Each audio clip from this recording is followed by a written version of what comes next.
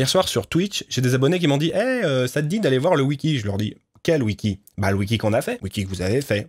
Et là, on m'a balancé un lien de Google Doc. Et en fait, il y a genre un groupe d'une petite 5, 6, 7, 8 fans qui se sont rassemblés, mais genre fans hardcore, tu vois. Des fans hardcore de mes histoires qui se sont rassemblés et qui se sont mis à centraliser chaque putain d'indice que j'ai pu lâcher sur l'univers d'Egadia. Ils ont tout centralisé dans un Google Doc. C'est des fous. Ils synthétisent des informations des énigmes de Lockhart, de Lindsay Lockhart.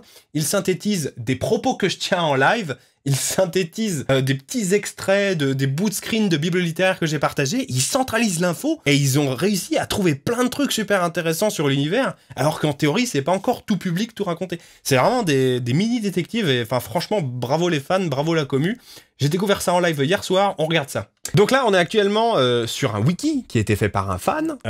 C'est Rozo qui s'en charge, donc Rozo qui est sur le Discord. Après, j'ai l'impression que c'est un truc assez collaboratif. Dites-moi dans le chat, c'est collaboratif? Vous l'écrivez ensemble ou il y en a juste un ou deux qui le gèrent?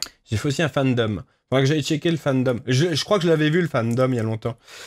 Il y a du super boulot de fait. T'es en live depuis combien de temps? Il me semble qu'il y a le compteur de durée de live en bas. Sinon, je suis en direct depuis 51 minutes. Alors, dernière edit, donc la dernière mise à jour, elle date du 15/08/2020. Il peut y avoir des spoils, fermez ce document si vous faites encore les énigmes, de même pour les Super Flame Story. Voilà, je vous aurais prévenu, cassez-vous si vous voulez pas être spoilé.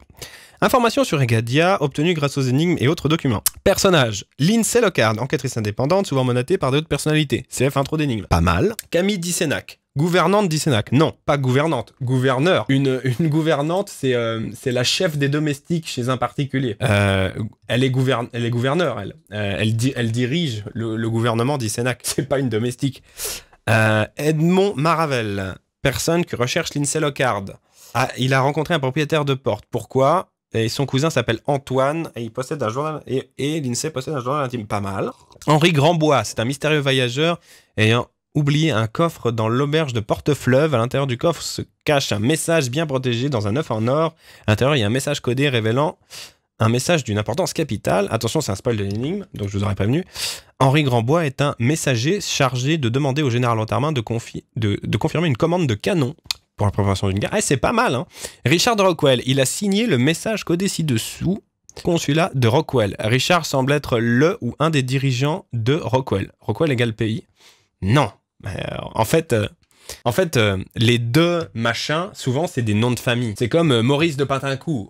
En fait, le nom de famille correspond à un lieu. Richard de Rockwell, c'est une personnalité politique, c'est une personne. Richard de Rockwell.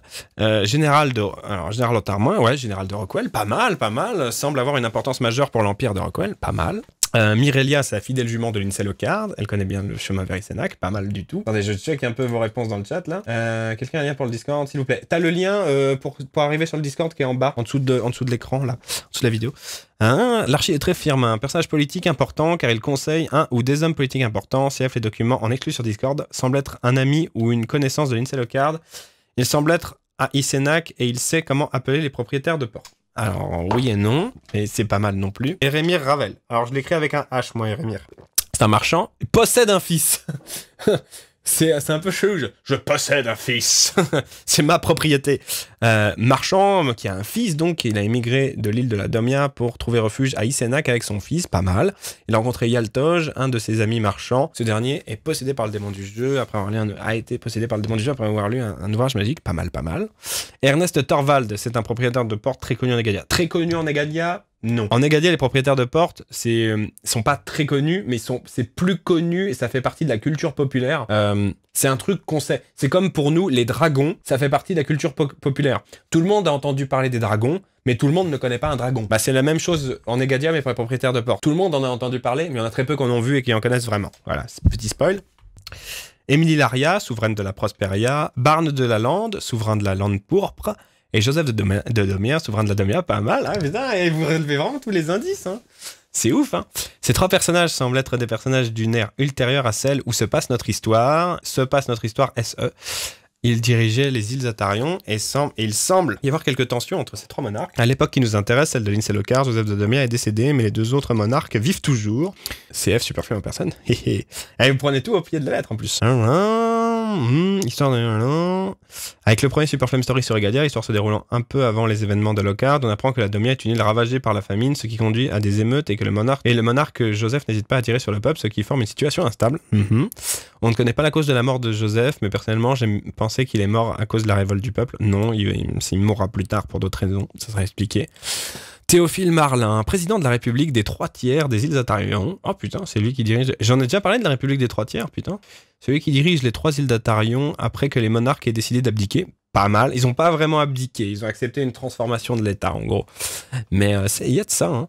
Grand lettré Kryptin, très doué pour faire et inventer des casse-têtes. Oui, c'est vrai. Il a été capturé par les soldats du général Rotarmin de Rockwell et a inventé une méthode de cryptage pour ses hommes. On ne sait pas s'il est toujours captif. Marion de Rockwell, femme semblant être importante pour l'Empire, femme / sœur de Richard de Rockwell, point d'interrogation. Spoiler, c'est sa femme. C'est sa femme. Ouroumej... Ah, tu l'écris comme ça. Alors, Ouroumej... Ah putain, je peux pas éditer. Ouroumej, ça s'écrit comme ça. Alors, bloc-notes, Ouroumej, ça s'écrit Urumej. Et il y a un, si je dis pas de conneries, il y a un tréma sur le... Non, s'il est pas là, il est là. Et il y a un tréma sur le U. Urumej Matria. Voilà, c'est écrit comme ça. Urumej Matria. Comme ça. Et ça se prononce un peu comme ça, avec un genre d'accentuation. C'est un peu inspiré des Inuits et tout. Un peu la sonorité et la gueule des gens. Voilà. Du coup, c'est Urumej Matria. Ça se prononce, ou tu peux le prononcer Urumej ou Urumej, selon les endroits, mais c'est écrit comme ça, voilà. Hannibal Lazare, dirigeant de Castelbrumis. Ouais, c'est ça. Pour être plus précis, il est Castelbrumis, c'est la ville centrale d'un endroit qui s'appelle l'estuaire de la Brume. Et Hannibal Lazare dirige plus ou moins tout l'estuaire de la Brume, et sa capitale, entre guillemets, c'est Castelbrumis. Voilà. Petit spoil. Ah ouais, il y en a, ils ont copié-collé les screens et tout. Oh là là, mais vous êtes des fous! Vous êtes des fous! Vous êtes des putains de malades! Puissance du continent des Gadia, l'Alliance autonome, censée être... Attendez, je vais boire, j'en peux plus. Je reviens. Putain, mais c'est des fous! Moi, je prends mon téléphone alors que je voulais prendre mon verre. Des putains de tarés! Vous êtes des malades! Vous êtes des malades! Alors, l'Alliance autonome semble être une alliance de plusieurs pays qui pourrait être l'ennemi de l'Empire de Rockwell, ce qui pourrait annoncer l'imminence d'une guerre entre ces 2 puissances. Cette alliance peut être aussi un des garantes de paix des Gadiens, un peu comme l'ONU chez nous. Non, c'est pas une garante de paix pour le coup, c'est vraiment une alliance de tous les petits pays qui n'ont pas les moyens d'avoir une grosse bannière, un gros drapeau, et c'est tout ce qui n'est pas superpuissance essaie de se foutre dans l'alliance pour contrecarrer. C'est pas des garants de paix, au contraire. Enfin, c'est en cas de guerre, quoi. Ah, mais t'es pas obligé de supprimer, c'est très drôle, vos déductions, là. Cette alliance est située à Isenac. Ouais. En gros, elle était co-gérée par Castelbrumis et Isenac. Et l'Empire a commencé à envahir l'estuaire de la Brume, et du coup, tout été déplacé sur Isenac. L'Alliance autonome regroupe tous les petits territoires indépendants menacés par Rockwell. Ouais, c'est à peu près ça. Bon, après, il y a des subtilités. Hein. L'Empire désigne l'Empire de Rockwell, anciennement ou toujours appelé le Consulat de Rockwell. Voilà, c'est ça, anciennement appelé le Consulat. En fait, il y a plusieurs temporalités. Les temporalités que vous avez dans les énigmes ne sont pas forcément les mêmes que le récit général et des trucs comme ça. En fait, avec tous les médias que j'essaie de produire par rapport à Gadia, je vous fais balayer 3 ou 4 périodes différentes, comme différentes pièces d'un immense puzzle qui se recompose au fur et à mesure. C'est dingue. Et sans déconner, vous êtes des tarés. Vous avez analysé des trucs que j'ai dit, vous avez fait des screens de documents que j'ai balancés sur le Discord, et vous avez théorisé des trucs sur tout l'univers, rédigé un document collaboratif. Putain, vous êtes des fous. Vous êtes des fous. La monarchie n'existe... Alors, la République des 3/3 d'Atarion, la monarchie n'existe plus, et ces 3 royaumes se sont unifiés et forment une République des 3/3 dirigée par Théophile Marlin, le président. Donc Théophile Marlin, ouais, qui succède à Joseph de Domea après son décès. Je vous en expliquerai un peu plus sur l'histoire. Là, vous avez copié ce que j'ai dit sur l'ordre des lettrés. J'avais fait des petits spoils et je vois que ça atterrit immédiatement dans votre petit document. Et ça fait plaisir, hein. Très observateur. Faut que je fasse gaffe à pas dire trop de conneries, moi. Parce que je vous cache pas que j'en dis des fois sur mon propre univers, parce que tout n'est pas certain. L'ordre des lettrés est une entité regroupant des intellectuels et en profond. Bah, ça, c'est des trucs que j'ai écrits moi. Donc je vais pas le relire. Enfin si, je vais le relire, tiens. L'ordre des lettrés est une entité regroupant des intellectuels ayant pour fonction d'aider à l'administration des États.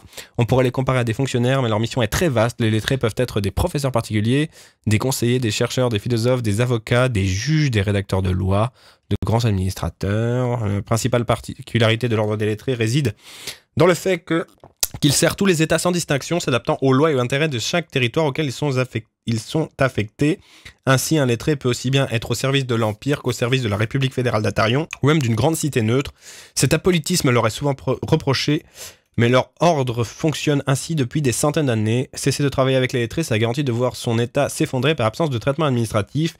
Dans tous les états, les lettrés disposent de droits étendus et d'un statut spécial. Il est par exemple interdit aux autorités de les arrêter sans accord préalable de l'ordre, sauf cas très précis. Cette immunité est parfois utilisée par certains lettrés peu scrupuleux, bien qu'ils soient extrêmement rares, blablabla. Les simples lettrés ont avant tout une influence locale. Oui, ils ont des revenus assez faibles, occupent généralement des fonctions sans grands impacts. Les grands lettrés ont une influence régionale. Ils ont généralement un salaire assez élevé, la possibilité de requérir les services de simples lettrés et ont un pouvoir administratif. Ils peuvent parfois conseiller des souverains, voilà. Les archilettrés ont une influence nationale. Ils peuvent mobiliser la quasi-totalité de l'ordre, ont un puissant pouvoir administratif, conseillent généralement des chefs d'État et peuvent avoir une incidence politique forte, mais en agissant toujours dans l'intérêt de ceux qu'ils servent. Voilà. Les clans et tribus des steppes de l'Est ou du Nord, pas mal, vous avez noté ça aussi, hein. Peuple visiblement moins évolué que le reste des Gadias, organisé en tribus ou en clans et principalement dirigé par des femmes. Alors, moins évolué, je suis pas d'accord. Ils ont juste pas le même mode de vie. Initialement, les clans des plaines, ou clans des steppes, on peut éventuellement les appeler comme ça, ce sont des gens qui sont nomades. Mais il y a quelques siècles, ils ont opté pour le modèle semi-sédentaire, c'est-à-dire qu'ils ont des villages et généralement ils partent avec des espèces de montures qu'ils ont qu'on appelle des grusons, c'est des sortes d'immenses bisons que tu peux chevaucher et ils se baladent un peu partout, ils chassent, ils font des campements, des trucs comme ça. Et en gros, leurs différents villages sont des ports d'attache et ils vont de village en village un peu partout. Et et c'est bien une organisation matriarcale. Voilà, je vous spoil un petit peu l'univers. Et je trouve ça tellement génial que vous soyez fan comme ça. Géographie des Gadias, route vers Porte-Fleuve, le duché de Stratinval, Port-Noble, duché de Langrive, Borg-en-Route, Porte-Fleuve. C'est pas mal. Après, vous n'avez pas la carte sous les yeux, donc vous pouvez pas vous en rendre compte. Et moi-même, si je l'ai pas sous les yeux, j'ai un peu du mal à me repérer parfois. Mais il y a de ça. Avec un détour, si le temps est trop dur, le duché de Longrive, Castel-sur-Roche, Porte-Fleuve, pas mal. Village de Rochebourg, l'origine... Ah putain, c'est à chaque fois que je dis un truc du lore dans les énigmes, vous les reportez, c'est dingue. L'aubergiste de Porte-Fleuve est originaire de ce village célèbre pour avoir contracté la maladie de Rochebourg. Les habitants de ce village ont été sauvés par un lettré qui s'était intéressé à cette maladie et qui a su l'endiguer mais pas la soigner. Le village est dirigé par un bourgmestre. Ouais. Il aurait subi des assauts de la part du consulat de Rockwell juste avant que le consulat ne devienne l'Empire. Ce village semble avoir un atout stratégique, mais lequel? C'est par rapport à sa position géographique. Sa position géographique, il est il est à peu près à la frontière entre les territoires autonomes et l'Empire. C'était plus ou moins un petit territoire neutre qui faisait le tampon, en fait, entre l'Alliance et l'Empire. C'est un peu un équivalent de la forêt des Ardennes pendant la Seconde Guerre mondiale, tu vois. Ils passeront jamais par Rochebourg. Bah si, ils sont passés par Rochebourg. Porte-Fleuve. Creusement dans la montagne par une rivière, ouais. Ça permet d'accéder à la cité d'Ixénac. L'accès se fait par un tunnel aménagé hautement gardé. C'est ça, excellent, beau boulot. Ixénac, cité-état, bastion autonome. Elle est située au cœur de la couronne de roche et est bordée par un lac. Et borde un lac. La couronne de roche est un ensemble de montagnes qui entoure Ixénac. Le seul accès possible se fait par Porte-Fleuve ou par une bonne séance d'alpinisme, c'est ça. Grand bastion autonome possède son propre calendrier, le calendrier autonome, pas mal du tout. Les îles Atarion. Atarion est un ensemble d'îles sur la mer d'Atarion. Elles semblent être au nombre de 3, la Domia, la Lande Pourpre et la Prosperia. Et c'est au nord-ouest de Gadia, juste, c'est vrai. Les steppes du nord et de l'est, aucune info là-dessus, hormis que les peuples semi-sédentaires y vivent, voilà, c'est ça. C'est des vastes plaines, avec des petits villages assez vétustes, des maisons en bois et des gens qui bougent en permanence. C'est une espèce de Airbnb du Moyen-Âge, tu vois. Castelbrumis, cette ville est une autre puissance régionale, du même type qu'Ixénac, ouais. Elle est d'ailleurs la sœur de cœur d'Ixénac, c'est vrai. Elle semble être située dans la région de l'estuaire de la Brume et est dirigée par Annibal Lazare, exact. La population a fui la ville, voire même la région, pour échapper aux troupes de Rotarmin qui envahissent la région. Nous n'avons pas plus d'informations sur cette ville. Putain, vous êtes doués, hein, vous chopez plein d'infos. Autre information des Gadias, temporalité. Si l'on devait comparer Gadia à notre monde, on se situerait dans la fin de la Renaissance, début Premier Empire, voilà, entre 1600 et 1804. Ouais, on pourrait dire ça. Après, tu as des spécificités que je vais détailler quand on sera vers la carte. Les armes, en général, ouais, c'est des baïonnettes et certains états ont des canons. Ouais, on est vraiment au balbutiement de l'armement moderne, entre guillemets. Et dans pas longtemps, il y a la magie qui va venir foutre la merde et, entre guillemets, influencer la technologie. Et les choses n'évolueront plus de la même manière. Donc on a la carte des Gadias qui a été faite par des fans. Alors c'est pas mal du tout, mais trop schématique. Elle est trop schématique, la mienne est beaucoup plus complexe. Si vous voulez, je peux vous gribouiller vite fait. Allez, je vais aller sur Paint et je vais vous la gribouiller vite fait. Je vous la gribouille vite fait, un peu de l'or, ça fait jamais de mal. Je dessine très mal, hein, m'en voulez pas, faut juste que je cadre. Voilà, je vais cadrer comme il faut. Alors, en fait, je vais pas aller dans le détail, ok, je vous préviens, sachant qu'il y a des choses qui peuvent changer. Alors déjà, on va faire les îles, qui pour le coup, c'était une assez bonne logique. Voilà, elles ont à peu près ces formes-là. Ensuite, on a l'immense Hauber continent, qui a cette forme. Là, voilà, on a un truc, là, on a des trucs par là. Là, on a après ça. Après, il y a d'autres trucs. Il y a des continents que j'ai pas fini de... Enfin, des macro-îles que j'ai pas fini de rajouter. Mais en gros, la carte des Gadia, elle ressemble à ça. Normalement, voilà. Donc, amusez-vous à screener. Enfin, vas-y, prends ma screen si tu veux. Alors, là, on a la Domia. C'est ça, la Domia. Toi, t'as mis que c'était la lande pourpre, si je dis pas de conneries. Ouais, toi, t'as mis que ça, c'était la lande pourpre. Ça, c'est la Domia. Alors là, t'as la Domia. Au-dessus, c'est la Prosperia. Et là, c'est la lande pourpre. La Domia, en gros, ça peut vite fait être comparé à l'Angleterre. ces trucs là-haut. La capitale, elle est par là et elle s'appelle Landreau. Ça sonne un peu comme Londres, c'est fait exprès. Ce qu'on appelle les... Alors là, on a un truc qu'on appelle les Grands Monts d'Ouest. On a la couronne de roche qui est à peu près par là. Voilà. Ça, c'est Isénac. Ça, c'est par là, on va dire qu'on a les Grands Monts du Nord. Là, on a tout le royaume. Un royaume dont je vous ai pas encore parlé. Tac, tac. On a des grands fleuves qui traversent le continent. C'est pour ça que le transport par bateau est vachement apprécié un peu partout. Voilà. C'est la grande qui traverse comme ça, de rivière. Enfin, le grand fleuve, là, il s'appelle la Traverse. D'ailleurs, il est censé prendre ses origines un peu dans l'estuaire, un peu. Voilà. Là, t'as l'estuaire de la Brume. Voilà. Alors, c'est ultra schématique, d'accord, ce que je vais vous dire. Et je vous en dirai pas plus parce que j'ai pas envie de spoiler.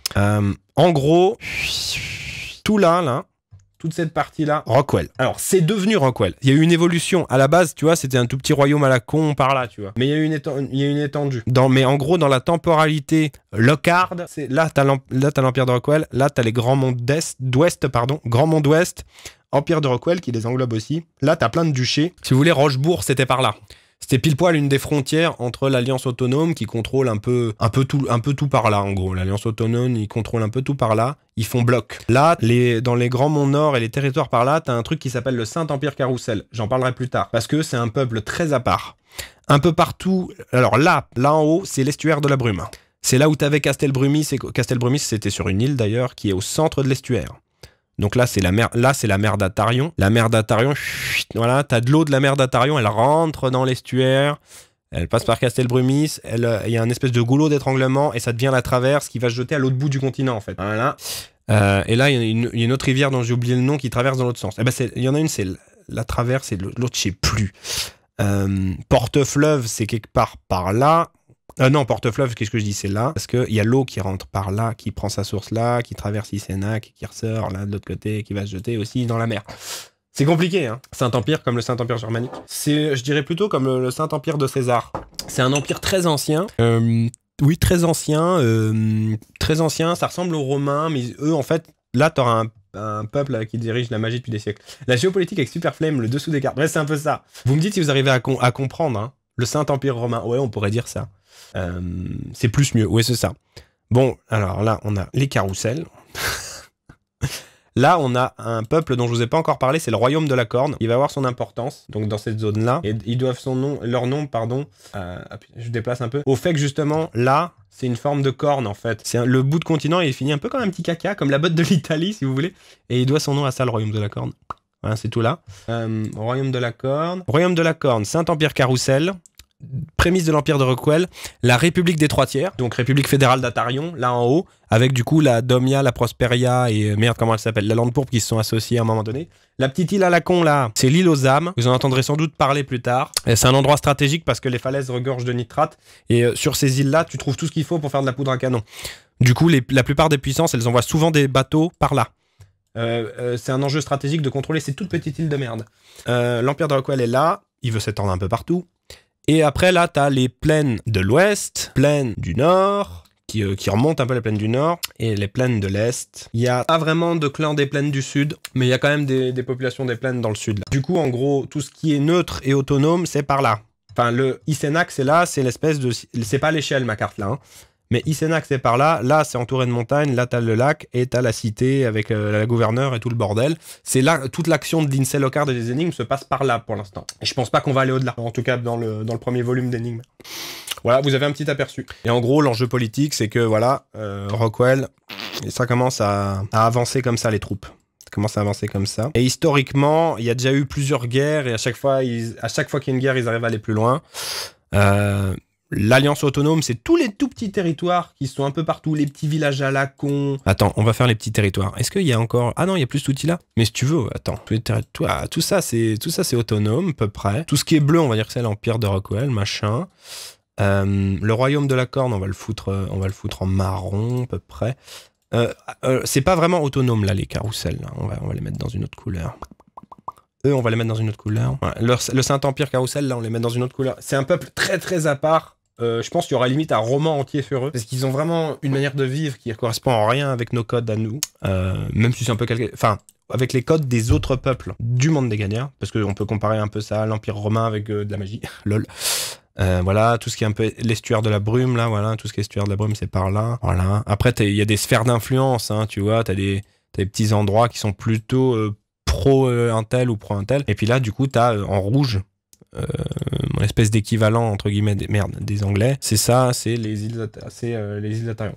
Voilà, donc là vous avez une version vraiment ultra moche et ultra édulcorée du monde des Gadias. Et il s'en passe des choses en Negadia.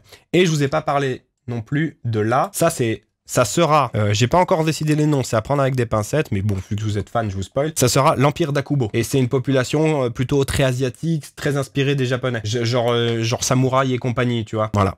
Donc voilà, en gros, on résume, les trois gros blocs, c'est le bloc continental qui est gigantesque, les îles Atarion qui pèsent un peu dans le game, c'est un empire maritime, là où Rockwell c'est un empire terrestre plutôt. En bout de chaîne, t'as le royaume de la corne qui est vraiment pas mal non plus, mais suite à plein de problèmes géopolitiques, épidémies et autres conneries, ils sont pas mal affaiblis. Tout en bas, on a les populations asiatiques avec l'empire d'Akubo. Il sera détaillé un peu plus tard. Je suis pas sûr pour le nom, pas sûr d'appeler ça Akubo. Mais voilà. Et puis là, donc l'estuaire d'Abraham. Je pense que j'ai pas mal résumé. Voilà, prenez vos petits screens, je compte jusqu'à 3 et je vire cette page et je continue à lire ce que vous avez écrit. Un Castel Brumis ne serait pas fait prendre par l'Empire? Si, plus ou moins. Castel Brumis s'est pas fait prendre par l'Empire. Oui, mais c'était pour séparer que j'ai mis des couleurs différentes, mais effectivement, s'il fallait vraiment respecter, voilà. En gros, ce qui s'est passé, c'est ça. Et en plus, voilà. En gros, les troupes, elles ont fait ça, quoi. Et là, vu que c'est de la plaine, tu vois, c'est entre guillemets facile à prendre, tu vois. Vous avez perdu le son? Non, moi ça marche toujours, le son chez moi. Ça y est? Ok, parfait. Bref, je coupe. Voilà, et je retourne à votre petit document. Ça, je pense, ça fera une vidéo sur la chaîne de la boîte, ça. Merci Superflame, haha. Schéma de la carte d'Isenac. Des petits gribouillis, voilà. Ah, pas mal, pas mal. Il y a un peu... Non, le lac est un peu plus au centre. Et la ville est autour du lac. Il y a un seul grand lac. Et plus, c'est un peu inspiré d'Annecy, Isenac. Pas mal, pas mal. Ah, il y a des idées, hein. Putain, et vous êtes des petits malades. Vous faites des croquis et tout. Ah, ça, c'est déjà pas mal aussi. C'est pas mal. J'aime beaucoup. Couronne d'or. Putain, vous êtes des fous. Contributeur au wiki. Scully, Noxflyer, Zenart, Roseau, Elisior, Chameau. GG. Doc des leaks en live. Si je vous ai oublié que vous m'avez conseillé, n'hésitez pas à MMP. Mais, vous savez quoi? Ça, c'est dans la boîte et ça fait une vidéo sur la chaîne YouTube. Vous êtes des fous.